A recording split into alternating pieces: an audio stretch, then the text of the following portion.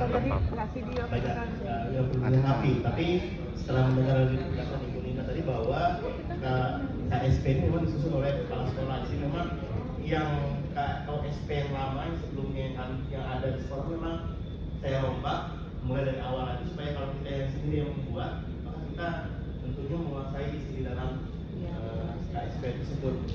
Jadi secara dari awal itu saya susun sistematikanya dulu. Jadi nanti saat pertemuan dengan guru nanti kita mau rapatkan lagi untuk kita melengkapi redaksi-redaksinya itu. Yang pertama diawali dari pendahuluan. Jadi kita mau susun pendahuluan, nanti kita sampaikan juga latar belakang kondisi sekolah, selanjutnya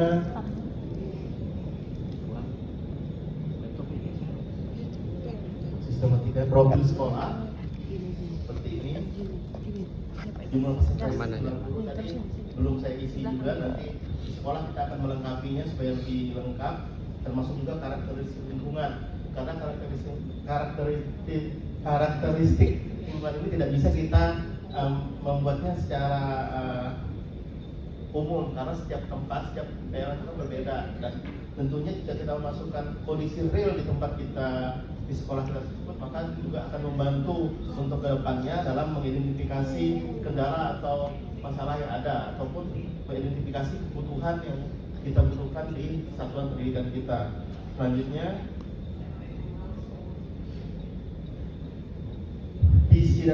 isi misi dan tujuan. Nah, ini memang kami sudah susun di awal tahun ajaran kemarin, sekolah unggul lulusan tuntas Calistung. Jadi itu salah satu visi yang kami rebranding lah kalau di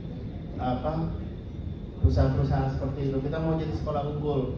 Nah, sekolah unggul itu bukan berarti bersaing dengan sekolah lain, tapi bagaimana menciptakan kondisi sekolah yang siswanya itu bertujuan akhir itu unggul dan tujuan akhirnya itu lulusannya itu tuntas untuk Calistung. Jadi tidak ada alasan lagi siswa tidak bisa Calistung saat lulus dari SD. Lalu misinya itu ada yang saya bolongkan itu. Yang pertama, untuk mencapai visi itu yaitu mengupayakan semua siswa tuntas Calistung menciptakan lingkungan belajar yang nyaman, aman dan inklusif. Jadi kalau siswanya nyaman, aman, tentunya juga pembelajaran juga berjalan dengan enak, siswanya menangkap dengan enak, termasuk juga lingkungan aman dan nyaman bagi seluruh warga sekolah. Selanjutnya yang mengembangkan tenaga pendidik yang profesional dan adaptif, mendorong partisipasi orang tua dan masyarakat.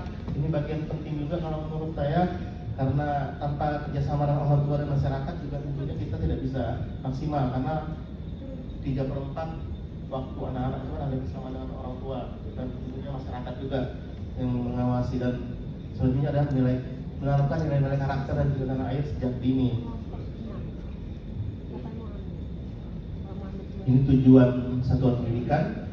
Tujuannya itu kita ambil juga, kita sarikan dari misi sekolah tadi. Lalu ini struktur kurikulum di bagian keempat, struktur kurikulum masih ada P5. Mohon maaf lupa diedit dulu. Lalu ini prinsip pembelajaran dan asesmen. Jadi masih umum, masih sangat belum spesifik. Nanti kami di sekolah akan mengembangkannya. Jadi terima kasih juga untuk kesempatan pada beberapa hari ini kita belajar untuk melengkapi KSP ini. Apalagi tahun depan itu sekolah kami akreditasinya habis. Jadi pas betul ini waktu ini untuk belajar ini. Ya. Jadi kalau ada sekolah lain yang akreditasinya habis juga tinggal japri kita. Jadi bisa menyiapkan dokumen sama-sama. Lalu yang keenam, strategi pengembangan prioritas. Nah, ini tadi saya susun dibantu AI juga, bagaimana melalui hasil dari rapat pendidikan itu kita buat menjadi strategi prioritas. Bagaimana itu nanti bisa menjadi fokus kita, walaupun memang yang ikut asesmen kemarin tidak semua siswa, tapi ini bisa menjadi gambaran umum kondisi yang akan menjadi pijakan kita untuk melakukan pengembangan di sekolah, yaitu penguatan literasi, peningkatan kualitas pendidikan, dan refleksi perbaikan pembelajaran seperti itu. Selanjutnya, ya ini sudah di bagian akhir. Rencana perkembangan satuan pendidikan tadi waktu saya ubah tadi 5 tahun Bu, jangka panjangnya ini kita jadikan 4 tahun sesuai dengan informasi yang terbaru tadi. Jadi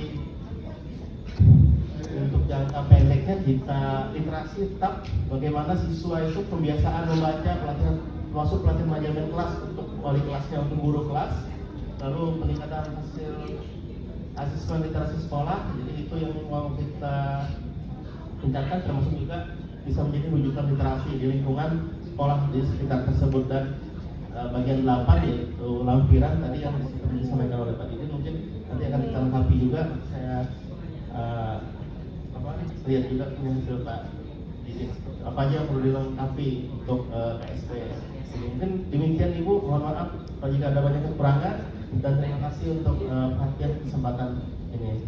Selamat siang. Terima kasih Pak Asa dari kelompok 4 ya Pak ya. Mas kelompok 5 maaf. Masih kerangka ya Pak ya. Artinya sudah paham gimana